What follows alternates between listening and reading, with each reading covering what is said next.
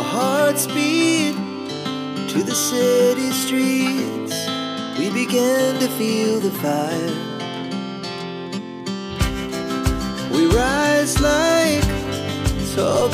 So ngayon ay ating pag-uusapan ang dalawang pinakamagandang river esplanade sa buong Pilipinas. So yun po ay ang Iloilo City River Esplanade and Pasig River Esplanade sa may City of Manila, sa Metro Manila. Okay, so itong video ho na to is hindi ho siya comparison. Kumbaga ito ay flexing lang ho lamang no, ng ating paboritong napuntahan no, or paboritong river esplanade sa Pilipinas na napakaganda. Alam nyo guys, alam nyo mga gala, alam nyo yung tipong nasa Pilipinas ho tayo, lagi ho tayong pinasabihan na yun ang third world country.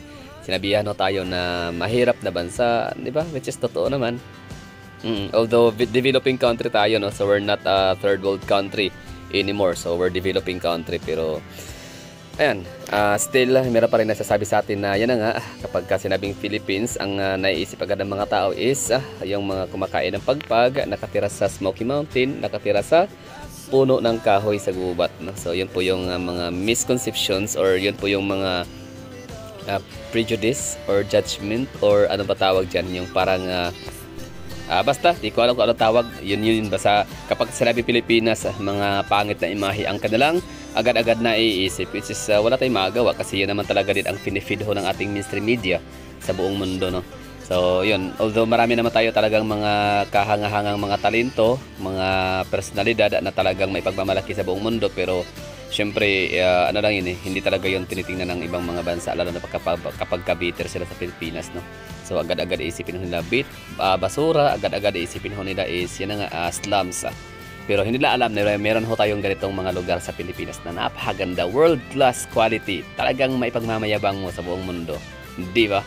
So napaka-iconic, the best, napaka-astig ng tanawin. So ngayon, ipapakita ko sa inyo ang kuha ho natin sa may Pasig River Esplanade sa may City of Manila and Iloilo City River Esplanade, kung saan makikita ho natin kung gaano ito kaganda, no? At anong pinagkaiba, or ibig ko sabihin ano nga ba ang kanilang ganda, no? Bawat isa. Paano ko nasabing sila ang dalawang paborito ko, no? Kasi magkaiba ho ang kanilang katimpla sa bawat ganda ho nito.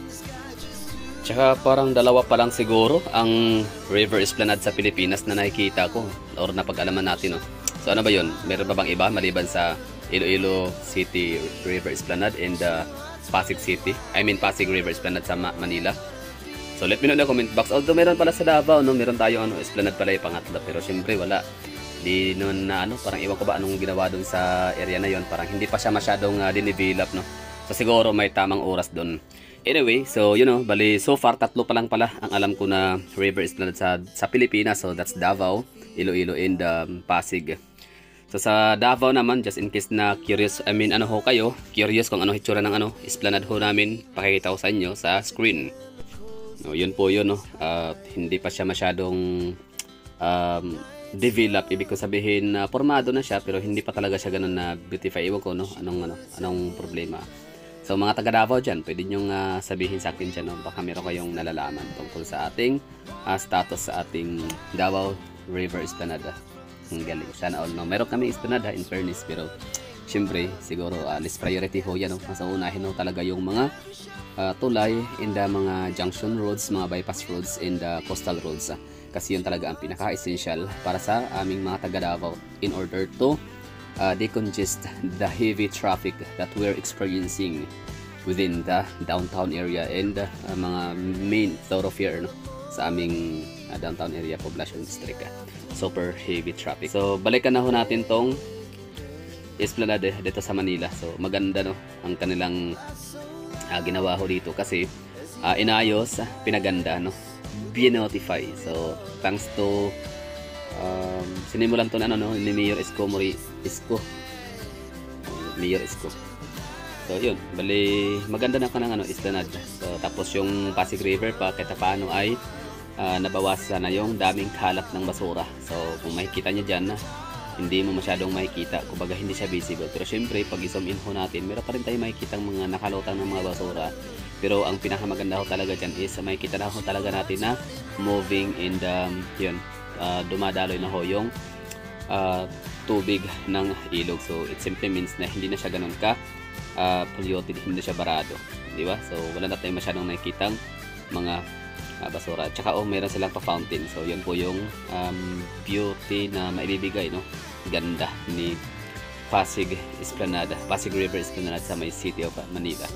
And tapos proceed na ho tayo sa City of Love, no? Iloilo City, kung ano nga ba hitsura ng kanilang River Esplanade, no? So syempre magkaiba ho yan. Ang River Esplanade sa Manila, sa Pasig River Esplanade ng City of Manila, and Pasig River Esplanade ng Iloilo City is super opposite, no? Kasi ang sa Manila, sa Pasig River is sila, parang man-made siya masyado. So dito sa City of Love, sa Iloilo City, is siya, parang in-enhance lang ho siya. Dinagdagan lang siya ng parang ginawa ng riprap, di ba? Tapos kinoncrete, tapos nilagyan siya ng mga parquet at mga lush greenery, no? So maraming mga bushes of green plants, no? Bushes of mga pananim. Tapos ang maganda pa diyan, hindi lang siya basta kaya esplanade na pampa-view lang, pang picture perfect lang, kundi siya rin ay talagang ginawa ng mga parke. Tapos merong area pa nga to dito, merong location ho dito na pwede siyang, ginawan siya ng skate park, no? So hindi lang siya basta park, hindi lang siya basta esplanade, pwede rin siyang, basta marami kang pwedeng gawin talaga sa Iloilo River Esplanade. So maganda siya, no? So yung dalawa na yan na esplanade ng Pilipinas, tunay naman talaga na maipagmamalaki, world class. Kaya yan, yun lang dalawa. So magtataka kayo kasi syempre, di ba, binibida ko lagi yung River Esplanade ng Iloilo City. Hindi lang ako, actually mga Ilonggo people, no, itself. Sila talaga yung proud na sinasabi lagi yung kanilang mga River Esplanade kung gaano ito kaganda, and very legit din naman talaga, no? So hindi siya sugar coated lang ng mga taga Iloilo people na maganda ang kailangan River Esplanade, kasi lahat talaga ang dami kong kaibigan in fairness, shout out dyan sa mga nanonood kong mga kaibigan, secretly secretong viewer na sila, no? I mean silent viewer kung tawagin, na nakapunta na rin sila ng Iloilo City dahil nga sa trabaho rin nila na na-assign sila sa lugar. So same din kami ng impression, same kami ng observation na yun nga, malinis, peaceful, kalmado, tapos ang ganda ng mga shopping malls, tapos ang ganda ng esplanada, tapos mga simbahan, no?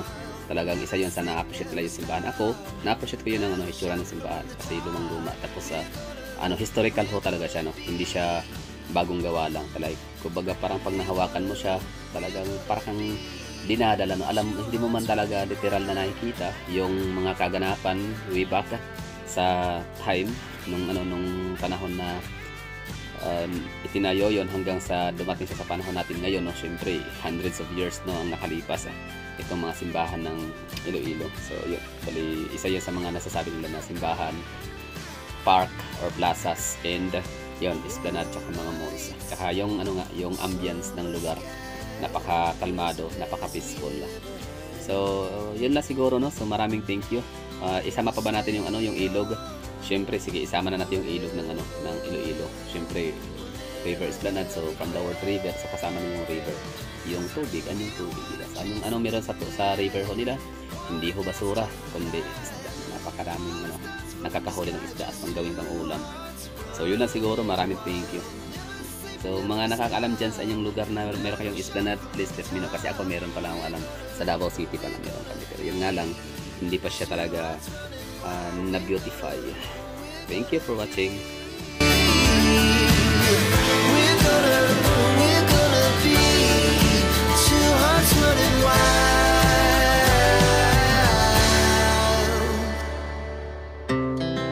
Our hearts beat to the city streets. We began to feel the fire. We rise like tall buildings as the chemicals, they take us higher.